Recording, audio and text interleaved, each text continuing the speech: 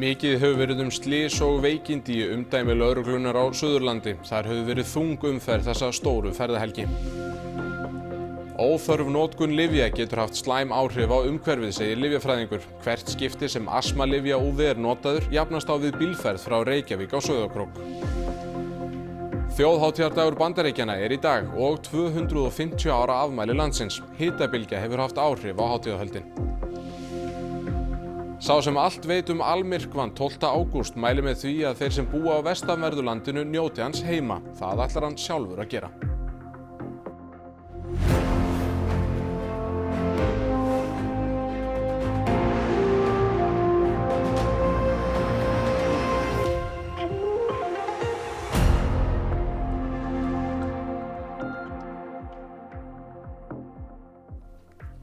Komið sæl. Mikill erill hefur verið hjá lögreglunni á Suðurlandi helgina og varðstjóri biður fólk að fara varlega í umferðinni. Lögreglan á Suðurlandi hefur farið í fjölmörg útköll síðasta sólarhringinn. Mikill fjöldi ferðamanna í umdæminu þessa fyrstu helgi í júlí sem alla jafna ein stærsta ferðahelgi ársins. Já, við fengum svona smá hólskefli yfir okkur í dag, búið að vera svolítið að gera en það hafðist allt saman og bara með góðri stjórn og búið að halda vel á spöðunum. Í nótt kom beiðni aðstoð vegna manns sem hafði ekki skilað sér heim og aðstandendur höfðu áhyggjur. Lögregla óskaði eftir aðstoð björgunarsveita við leit og maðurinn fannst í morgun, fótgangandi nærri Laugavatni.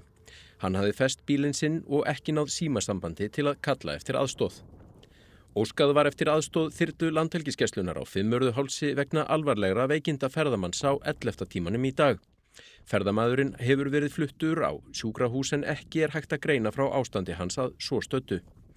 Ekið var á gangandi vegfaranda við verslunarkjarna í Vík en meiðsl voru minniháttar. Þá varð 2 bíla árekstur skammt vestan við Hvolsvöll. Lögregla, slökkvilið og sjúkralið var kallað á vettvang. Annar árekstur varð á Laugarvatnsvegi þar sem 2 bílar skullu saman. Í báðum tilvikum urðu minniháttar meiðsl á fólki. Einn bíll hafnaði utan vegar á gatnamótum Suðurlandsvegar og Reynisvegar og 2 voru fluttir með sjúkrabifreið til aðhlynningar á Heilbrigðisstofnun Suðurlands. Við erum svolítið bara svona að eiga við það sem við erum alla jafna í. Við erum að eiga við veikindi og slys og náttúrulega umferðin bara stærsti parturinn af svona dögum og það er svolítið búið að vera sitt lítið á hvoru bara. Nauðsynlegt hafi verið að forgangsraða verkefnum vegna álags. Við erum svona alla jafna að eiga við það að forgangsraða einhverju marki þegar það er mikið að gera. Þannig að við stóðum aðeins fram fyrir því í dag en við höfum sinnt öllu sem hefur komið upp og bara gengið farsælega í dag. Þótt smæstu aðildarríki Evrópusambandsins hafi hvert sig aðeins 6 fulltrúa á Evrópuþinginu fara áhrif þeirra ekki eftir fjölda, segja þingmenn frá Lúxemborg og Möltu. Starf þingsins byggist á flokkahópum frekar en þjóðerni þingmanna. 720 þingmenn sitja á Evrópuþinginu. Þeir eru kjörnir til 5 ára og það íbúafjöldi í hverju aðildarríki sem ákvarðar fjölda þeirra. Þó þannig að smærri ríkin fá hlutfallslega fleiri en þau stóru. Þannig koma 96 þingmenn frá Þýskalandi og 81 frá Frakklandi, en aðeins 6 sem lágmarkið frá Kýpur, Möltu og Lúxemborg. Við ræddum við 2 þingmenn frá Lúxemborg og Möltu, þau koma á flokkahópum sósíaldemókrata og græningja og báðum þau að meta stöðu sína á þinginu, komandi frá 2 af smæstu aðildarríkjum Evrópusambandsins. Starting with the fact that we are only 6 out of such a big number is definitely discouraging, okay? We would start with, we're only few people. But at the end of the day, it's not how many people you are, but it's how you make discussions, how you compromise, how you negotiate, and how you make your voice heard in the correct way. When you work on a file, when you work on legislation, it doesn't matter if you come from a big country or a small country or a big political group or small. On the negotiation table, what counts is how you defend your topic, what you bring in. So it's more your negotiation capacity, diplomatic capacities. But nobody, I'm here now for 8 years, nobody ever told me, you are only coming from Luxembourg. Sérstaða Evrópuþingsins felst í því að þær eru svokallaðir flokkahópar sem ráða lögum og lofum. Þeir eru á hennu klassíska rófi stjórnmálana frá vinstri til hægri. EPP-hópurinn þeirra stærstur. Það eru kristilegir demokratar sem mynda núna hryggjarstykkið í meirihlutanum á Evrópuþinginu. Þingmenn frá mismunandi aðildarríkjum starfa í raun innan þessara hópa og það skiptir máli fyrir þau áhrif sem hver og einn getur haft. I think it's important to understand that the parliament, although it is divided by many different national delegations, yes, it doesn't run primarily on the logic of different nationalities, but rather of different political parties. Nationality remains important, yes, but power comes more from in which group an MEP sits and also how engaged these MEPs want to get or not. Nú lengri útgáfa þessari frétt má finna á RÚV.is eins og fleira efni þjóðaratkvæðagreiðslu ESB. Snúum okkur að öðru. Þjóðhátíðardagur Bandaríkjanna í dag og 250 ára afmæli landsins. Hitabylgja hefur þó truflað hátíðardagskrá og viðburðum hefur verið frestað.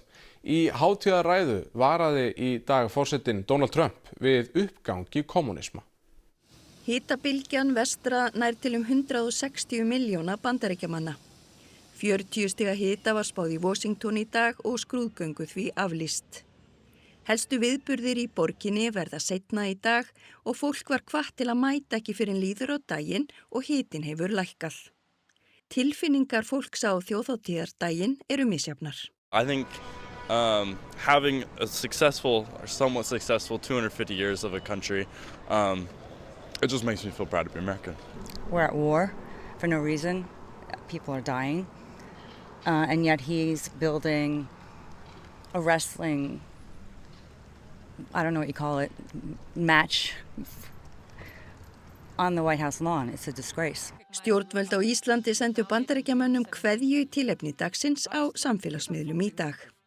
Heartfelt congratulations from the people of Iceland to our dear friends in the United States of America. Bandaríkjaforseti hélt í gærkvöld ræðu við Rushmore fjall í Suður Dakota og sagði þar að bandarískri þjóðernisvitund stafi ógn af ofstækisfólki. Þar á meðal væri fólk nýkomið til landsins sem aðhylltist hugmyndir sem væri á skjön við ríkjandi viðhorf í landinu. Communism is a mortal threat to American liberty. It is the greatest threat to our country, including World War I, World War II, Pearl Harbor, or even 9/11. Þessi ummæli hafa verið rakin til ugs repúblikana yfir velgengni demokrata lengst til vinstri ávæng stjórnmálana að undanförnu. Afturringa þeim, það getur haft mikil áhrif á lífríki og vistkerfi ef lyfjum ekki fargað og réttan hátt. Leifar hormónalyfja í umhverfinu geta haft neikvæð áhrif á kynþroska fiska og leifar bólgueyðandi lyfja geta valdið eiturverkunum eða jafnvel dauða lífvera. Hér ég með lyf sem bara kannski dæmigert fyrir lyf á heimili það sem ekki lengur þörf. Bólgueyðandi lyf fyrir barn sem ekki lengur þörf og púst sem hægt að nota, sýklalyf, þunglyndislyf og þá mikilvægt að taka það saman, fara með það í apótek. Eins og hérna eru þið með sérstakann kassa. Þetta mjög þægilegt, þú bara þurfum ekkert að fara í röð eða neitt slíkt. Setja þetta hérna ofan í og svo. Og þá ég búin að koma þessu til skila. Lyf geta haft neikvæð umhverfisáhrif þegar þau berast út í umhverfið og því mikilvægt að farga þeim á réttan hátt. Ef þú fargar lyfjum til dæmis með því að setja þau í rusl eða vask eða klósett, þá fara lyfin út í umhverfið og þess vegna mikilvægt að skila þeim á réttan stað og það apótek landsins, allt Ísland taka apótek við förguðum lyfjum og koma þeim í réttan farveg þannig að þau hafi sem minnst áhrif á umhverfið. Og það kemur fólki ofta óvart að lyfin hætti ekki að virka þegar þau fara í gegnum líkamann. Dæmi geti verið til dæmis svo hormón. Það er þekkt að þau hafa áhrif á lífríkið, hafa þau áhrif á getu fiska til þess að fjölga sér. Bólgueyðandi smyrsl eins og díklófenak geta safnast upp í umhverfinu og valdið eiturverkunum eða dauða hjá dýrum. Það fer takmarkað inn í húðina, hitt skólast bara í sturtuna og út í fráveitukerfinu okkar. Þá getur framleiðsla og dreifing lyfja haft skaðleg umhverfisáhrif. Og líka notkun ákveðna innöndunarlyfja eins og til dæmis svona pústa eða svæfingarlyfja. Þá þurfum við að nota ákveðin gös sem hafa hátt umhverfisspor eða mikið kolefnisspor. Þannig jafnast hvert skipti sem slíkur innöndunarúði er notaður á við kolefnisspor sem myndast við 290 km akstur sem samsvarar vegalengdinni frá Reykjavík á Sauðárkrók. Nýrri tegundir astmalyfja eru ekki nærri eins óumhverfisvænar. Það á enginn að hætta á lyfjum vegna áhyggja af umhverfisáhrifum, en það er mikilvægt að nota þau skynsamlega, nota þau bara þegar ávinningurinn er meiri en skaðinn og svo þegar ekki þörf á þeim lengur að koma þeim í réttan farveg.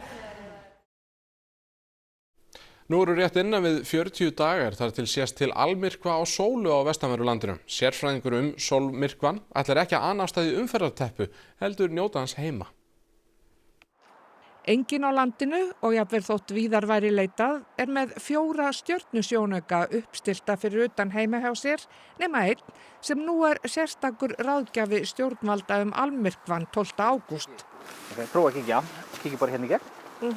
Og þá ætti að blasa við þér stór hvít kúla.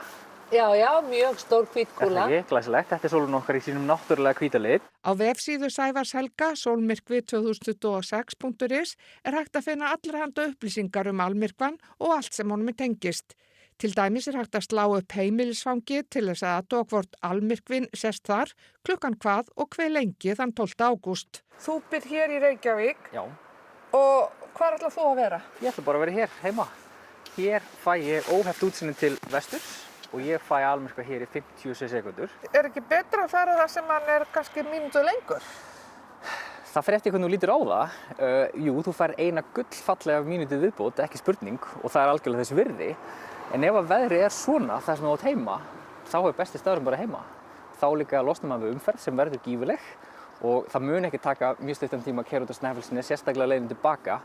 Þannig að til að losna við það svolítið þá bara myndi ég mæla með því að fólk sé heima ef það er gott veður þar að segja. Og rétt staðsett, já.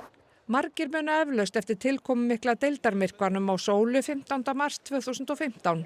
Fjölmenni fylgdist með og skólanemendur fylgdust út með nauðsynjabúnaðinn sólmyrkvaglerugu. Þótt almyrkvinn vari stutt núna, þá varir deildarmyrkvi lengur og breytingar á birtu vari alltaf 2 tíma. Og ég mæla með því að fólk sé úti við að fylgjast með alveg frá því að deildarmyrkvinn hefst, sem hérna á höfuðborgarsvæðinu svona cirka 16:47. Svona er hann hámarki klukkan cirka 17:48 og svo lýkur hann klukkan 18:47. Aðalóvissu þátturinn er veðrið. Það þarf ekki vera fullkomið, segir Sævar Helgi, skýjahula með götum dugar. Og það er alveg sama hvernig viðrar. Ef þú ert inn í almyrkvaslóðinni, þá upplifir þú alltaf eitthvað magnað og einstakt sem þú upplifir aldrei aftur frá Íslandi nokkuð tímann. Það því að næsta tækifæri er eftir 170 ár, 2196. Áfram í heimi vísindana. Nemendur við Háskóla Íslands vinna að því að þróa vörur úr köngulóarsilki sem gæti leyst nælonþráð af hólmi. Hópurinn hyggst taka þátt í einni stærstu hönnunar líffræðikeppni í heimi síðar á árinu. Þetta byrjaði allt með hugmynd hjá Mikael sem hann fékk í tíma. En það var þeim var gefið svona hypothetical verkefni og hann hefur mikinn áhuga á köngulóm en aðalega köngulóarsilki og hún langaði svo að kynna þetta verkefni að hanna og búa til köngulóarsilki í gersvepp. Köngulóarvefur er náttúrulega bara eitt sterkasta efni sem finnst á jörðinni en ekki beint svona styrkur eins og maður hugsar það alltaf eða svona í svona hefðbundnum sens. Heldur er hann teygjanlegur líka. Oft getur ekki fengið bæði. Þú ert bara annarkvort með sterkt eins og steypa eða teygjanlegt eins og hárteyja. Markmiðið er að skapa umhverfisvænt og niðurbrjótanlegt efni. Teymið samanstendur af 5 meistaranemum og 1 bakkalárnema í lífvísindum við Háskóla Íslands. Silkið verður unnið úr barkarkönguló Darwins sem Ingi Agnarsson, prófessor í dýrafræðum, uppgötaði ásamt öðrum rannsakendum árið 2010. Hún framleiðir eitt sterkasta köngulóarvef heims. Ekki stendur til að framleiða efnið beint úr köngulóni, heldur ætlar hópurinn að notast við gersvepp sem nefnist Pichia pastoris. Bara mjög einföldu máli þá í rauninni gefum við gersveppnum uppskrift sem er erfðaruna fyrir prótíninu og vonandi tekur gersveppurinn við henni og byrjar að framleiða prótínið, bara rétt eins og hann framleiðir alkóhól við gerjun. Þau komust í 10 liða úrslit í gullleikinu og stefna á að taka þátt í iGEM í nóvember sem er stærsta hönnunarlíffræðikeppni í heiminum. Þetta er í fyrsta skipti sem Ísland tekur þátt. Þetta kostar alveg slatta sko. Við vorum lengi vel að sækja styrki bara til að fá bara pening til að taka þátt. Allt skrásendingaferlið ásamt skrásetning og þátttökugjaldið, þetta þú veist, yfir 1.000.000 krónur sko. Þau hlutu nýverið styrk úr Örvari sem á vegum háskólaráðuneytisins. Verkefnið enn á frumstigi en þau vona að hægt verði að nota kóngulóarsilkið á margvíslegan hátt. Við gætum séð til dæmis fyrir okkur að þetta gæti verið sjálfbær kostur í staðinn fyrir ýmiss konar gerviefni eða plastefni í geirum eins og sjávarútveginum til dæmis. En eins og í geimgerunum gæti þetta orðið að raunhæfri langtímalausn, sjálfbær langtímalausn á textíl sem víst vandamál fyrir geimferðir sem teygja sig miklu lengur en það sem við höfum pröfað nú til dags. Rafveita í Frakklandi sendir sérfræðinga sína í loftbelg til að sinna viðhaldi á rafmagnslínum sem erfitt að komast að.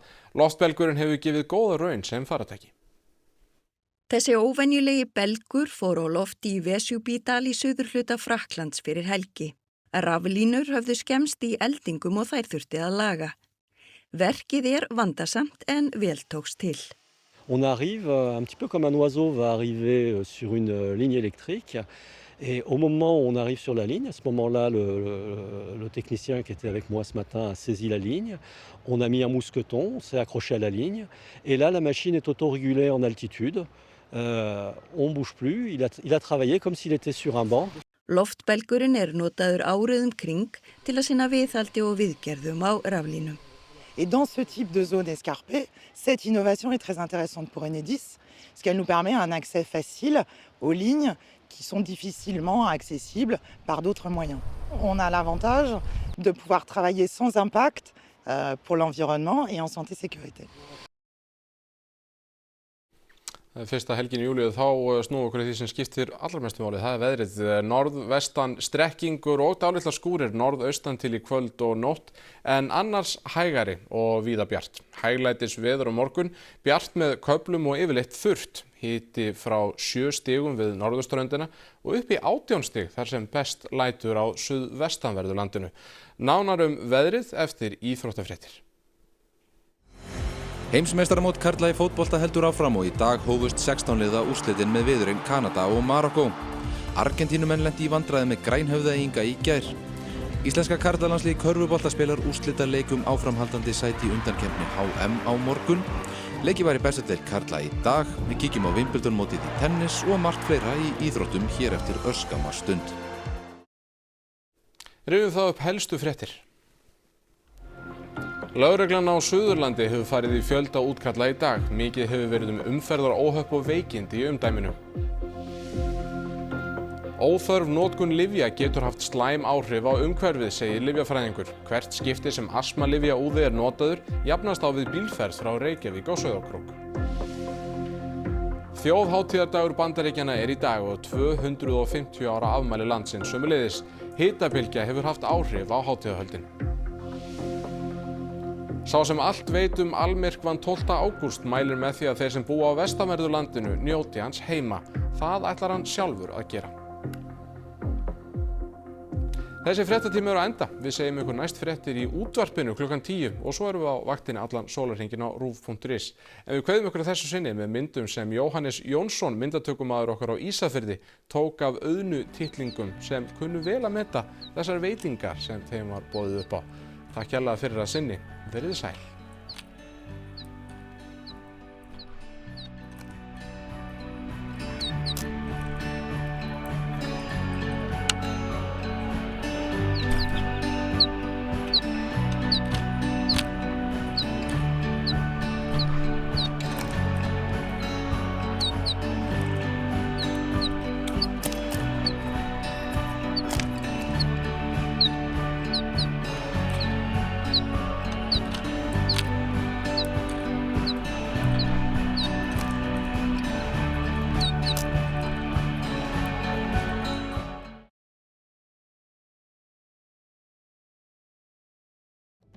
Á RÚV í kvöld. Lestarbörnin, The Primrose Railway Children, bresk leikinn þáttaröð fyrir alla fjölskylduna. Líf 3 systkina umturnast þegar móðir þeirra flyst skyndilega með þau úr þægilegu borgarlífi Glasgow í afskekkt þorp í skosku hálöndunum. Á sama tíma hverfur faðir þeirra á dularfullan hátt og þau einsetja sér að komast að sannleikanum. Stofan, uppbytun fyrir 16 liða úrslita á HM karla í fótbolta. HM í fótbolta. Leikur í 16 liða úrslitum á HM karla í fótbolta. HM kvöld. Samantekt frá leikjum dagsins á HM karla í fótbolta. Barnaby